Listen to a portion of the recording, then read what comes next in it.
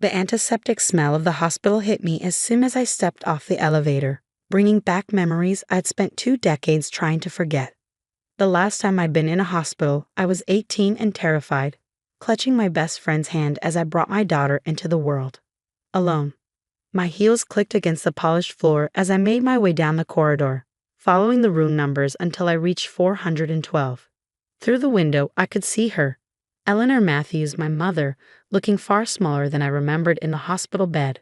My name is Sarah Collins, and 20 years ago, my mother threw me out of our house for refusing to get an abortion. Now she needed me, and part of me wanted to walk away just like she had. But I'm not her. I never was. Sarah. A familiar voice made me turn. My younger sister Rebecca stood there, clutching a coffee cup, her perfectly highlighted hair and designer clothes a stark contrast to the sterile hospital surroundings. You actually came. You said it was urgent, I replied, keeping my voice neutral. That she's dying. Rebecca nodded, glancing through the window at our mother. Her kidneys are failing. She needs a transplant, and she hesitated. You're the only match in the family. Of course I was. Life had a twisted sense of humor that way. Does she know I'm here? Yes. Rebecca shifted uncomfortably. She's been asking for you, actually, ever since she found out about the match. I bet she has, I thought bitterly. 20 years of silence, and now suddenly she wanted to talk, because she needed something from me. Again. Taking a deep breath, I pushed open the door and stepped into the room. The beeping of monitors filled the silence as my mother turned her head to look at me. Her hair, once a matching shade of dark brown to mine, was now completely gray. Her face, lined with age and illness, showed a flicker of something. Recognition? Regret? I couldn't tell. Sarah, she said, her voice weaker than I remembered. You came. I did. I remained standing near the door, maintaining my distance. Rebecca said you needed to see me. She tried to sit up straighter, wincing at the movement. I know it's been a long time. 20 years, I said flatly, since the night you threw me out for ruining your perfect family image. The memory of that night flooded back, sharp and clear despite the passing decades. I'd been terrified to tell her about the pregnancy, but I'd hoped, foolishly, that my mother would support me. Instead, she'd exploded. No daughter of mine is going to be a teenage mother, she'd screamed, throwing my hastily packed bags onto the front lawn. Either fix this mistake or don't come back at all. I'd chosen my baby. I'd never regretted that choice, not even during those first brutal months when I was sleeping on my best friend Jenny's couch, working 2 jobs while trying to finish high school online. Sarah, my mother's voice pulled me back to the present. I know I handled things badly. I let out a short, bitter laugh. Badly? You threw your pregnant teenage daughter out into the street. You didn't even ask if I was okay, if I needed help. You just erased me. I was trying to protect our family's reputation. No, I cut her off. You were protecting your reputation. Your standing in the community. Your perfect image as head of the PTA and church committee. It was always about you. She fell silent, her hands fidgeting with a hospital blanket. Rebecca, who'd followed me into the room, cleared her throat awkwardly. Sarah, please, she said softly. Mom needs a kidney. I finished for her. That's why I'm here, isn't it? Because suddenly you need something from the daughter you threw away. My mother's eyes filled with tears. Once, those tears would have devastated me, made me rush to apologize and make things right. But I wasn't that desperate to please teenager anymore. I made mistakes, she whispered. Terrible mistakes. But I'm your mother. Are you? I asked quietly, because a mother doesn't abandon her child when they need her most. A mother doesn't choose reputation over love. I thought about my own daughter, Emma, now 19 and thriving in her 2nd year of college. We'd had our struggles. Raising a child while barely more than a child myself wasn't easy, but I'd never made her feel unwanted, never made her feel like she had to earn my love. What do you want from me? My mother asked, her voice small. The truth, I said. For once in your life, tell me the truth. Not what you think people want to hear, not what maintains your image. The truth. She looked away, staring out the window at the gray October sky. For a moment, I thought she wouldn't answer. Then, so quietly I almost missed it, she spoke. I was scared. I waited, saying nothing. When you told me you were pregnant, all I could think about was my own mother. how she'd been a teenage mother, how she'd struggled and suffered and died young, leaving me alone. Her hands twisted in the blanket. I was terrified you'd end up the same way. So you made sure I was alone yourself. The words came out sharper than I intended. I thought if I was harsh enough, you'd change your mind. Choose a different path. She let out a shaky breath. By the time I realized what I'd done, how badly I'd failed you, it seemed too late. It wasn't too late, I said, my voice tight with suppressed emotion. You knew where I was. Jenny's parents took me in. Let me stay with them until I finished high school. You drove past their house every day on your way to work. You saw my car in their driveway. I know. A tear slid down her cheek. I saw you sometimes, getting bigger as the pregnancy progressed. I wanted to stop, to apologize, but your pride was more important, I finished for her. She didn't deny it. Rebecca, who'd been silent during this exchange, stepped forward. Sarah, please. Whatever happened in the past. Mom needs help now. The doctors say without a transplant. I held up a hand to stop her. I know what happens without a transplant. I also know that agreeing to be a donor is a major decision, one that requires extensive physical and psychological evaluation. It's not something I can decide standing here in this hospital room. My mother's face fell, but she nodded slowly. I understand. I don't deserve your help. I know that. But would you at least tell me about my grandchild? Just once before. I studied her face, looking for any sign of manipulation, but all I saw was genuine longing and perhaps regret. Her name is Emma, I said finally. She's 19, studying environmental science at Berkeley. She's brilliant, compassionate, and stronger than I ever was. 19, my mother whispered. The same age I was when I had you. The irony wasn't lost on me. But unlike her, I'd made different choices when faced with a teenage daughter. I'd chosen love over judgment, support over rejection. I need time, I said, stepping back toward the door. Time to think about everything. About what you're asking. Of course, she said quickly. Whatever you need. Just, will you come back? Even if you decide not to. I paused at the door, thinking about Emma, about the lessons I'd taught her about forgiveness and compassion, about how sometimes the hardest choices aren't between right and wrong, but between different kinds of right. I'll come back, I said quietly, but not because you're my mother, because I'm not the kind of person who walks away when someone needs help, even if they once walked away from me. As I left the hospital, my phone buzzed with a text from Emma. How did it go with Grandma? Are you okay? I smiled slightly, remembering her reaction when I told her about my mother's request. Unlike me at her age, Emma had grown up knowing she was loved unconditionally. It gave her the strength to be compassionate, even toward those who might not deserve it. I'm okay, I typed back. It's complicated. Can we talk tonight? Of course, Mom. Love you. 3 simple words that meant everything. 3 words my mother had never said to me after that night 20 years ago. I got into my car, but didn't start it immediately. Instead, I sat there, thinking about choices and consequences, about patterns repeating across generations, and about the power we have to break those patterns.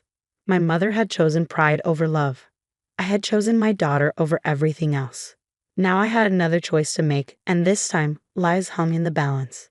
The next morning, I sat in my kitchen, staring at old photographs spread across the table. Jenny had dropped them off last night after hearing about my hospital visit, pictures she'd kept from those difficult early days after my mother threw me out.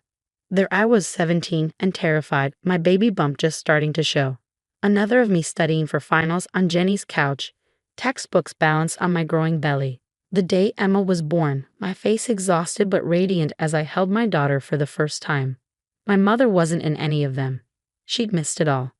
My phone buzzed. Rebecca again.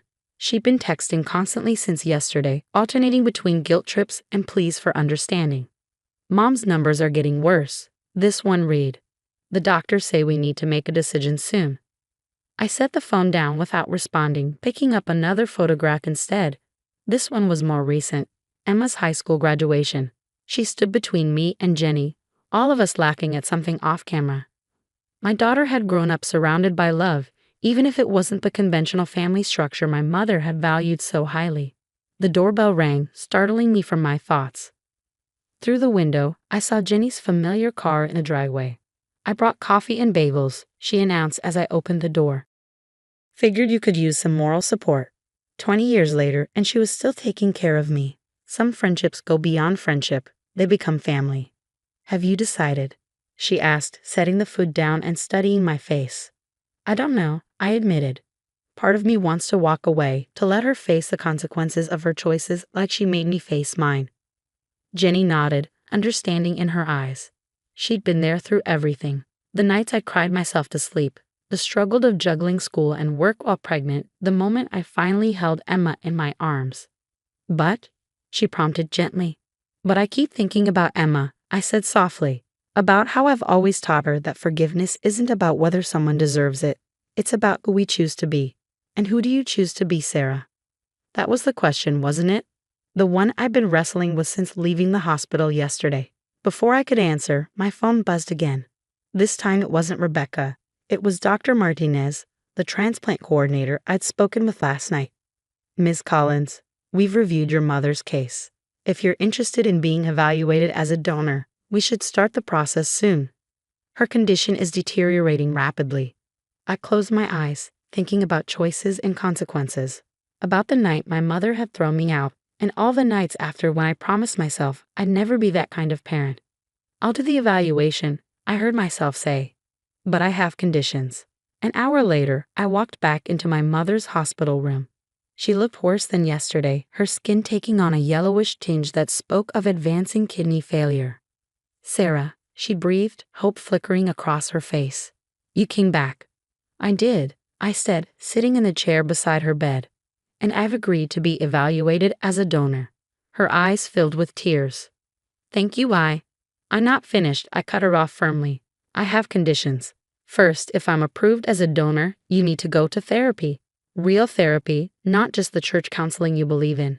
You need to deal with your own trauma about your mother instead of passing it on. She flinched but nodded. Second, I continued, if you want a relationship with Emma, and that's her choice, not yours or mine, you accept her exactly as she is. No judgment, no attempts to mold her into your idea of perfect. Of course, she whispered, anything. And finally, I met her eyes steadily. You need to understand that this doesn't fix everything. A kidney doesn't erase 20 years of absence. If you want to be part of our lives, you have to earn it. Every day. Can you do that? She was quiet for a long moment, really looking at me perhaps for the first time since I'd returned. You're not the same girl I threw out, she said finally. No, I agreed. I'm not. That girl died the night you chose your reputation over your daughter. The woman I am now, she's stronger, wiser, and a much better mother than you ever were. Harsh words, maybe, but true ones. Sometimes healing can only begin with truth. I'd like to try, she said softly, to be better, to do better, if you'll give me the chance. The next few weeks were a blur of medical tests, psychological evaluations, and endless paperwork. Emma came home from college to support me through the process, her presence a constant reminder of why I was doing this. You're amazing, Mom, she told me one night as we sat on the porch swing. I don't know if I could be this forgiving. I wrapped an arm around her shoulders, remembering how tiny she'd once been. You could be. Because I raised you to be stronger than hate, bigger than bitterness. Sometimes the hardest thing isn't holding on to anger, it's letting it go. The surgery was scheduled for a Tuesday in November. As they wheeled me into the operating room, I thought about cycles and how we choose to break them. My grandmother had been a teenage mother who died young, leaving my mother alone and traumatized. My mother had responded to my pregnancy by choosing abandonment over support. But I had chosen differently. I had chosen to keep my baby, to build a life filled with love instead of judgment. And now I was choosing to give my mother a second chance, not because she deserved it, but because I refused to let her mistakes define who I was. 3 months after the successful transplant, we sat in my therapist's office, part of the healing process we'd both committed to. It wasn't easy. 20 years of pain and resentment don't disappear with a surgery or a few apologies. I look at Emma, my mother said during one session, and I see everything I should have done differently. She's so confident, so secure in your love. I robbed you of that security, and I'll regret that for the rest of my life. Yes, I agreed, you will. But regret can either paralyze us or motivate us to do better. The choice is yours. She was trying. She attended therapy faithfully, worked to understand her own trauma responses, and never once tried to force a relationship with Emma. She waited, patient and humble, until Emma decided she was ready to know her grandmother. A year after the surgery, we celebrated Emma's 20th birthday. 4 generations of women sat around my dining room table: my mother, me, Emma, and Jenny, who was as much family as any of us. The conversation wasn't always easy, and there were moments when old tensions surfaced.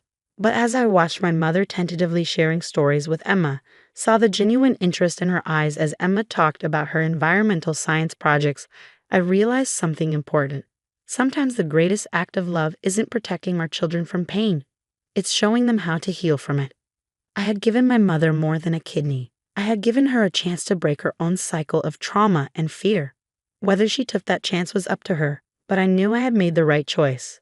Not because she deserved it, not because it erased the past, but because I had chosen to be the kind of person who helps others heal, even if they once caused me pain. That night, after everyone had gone home, Emma helped me clean up the kitchen.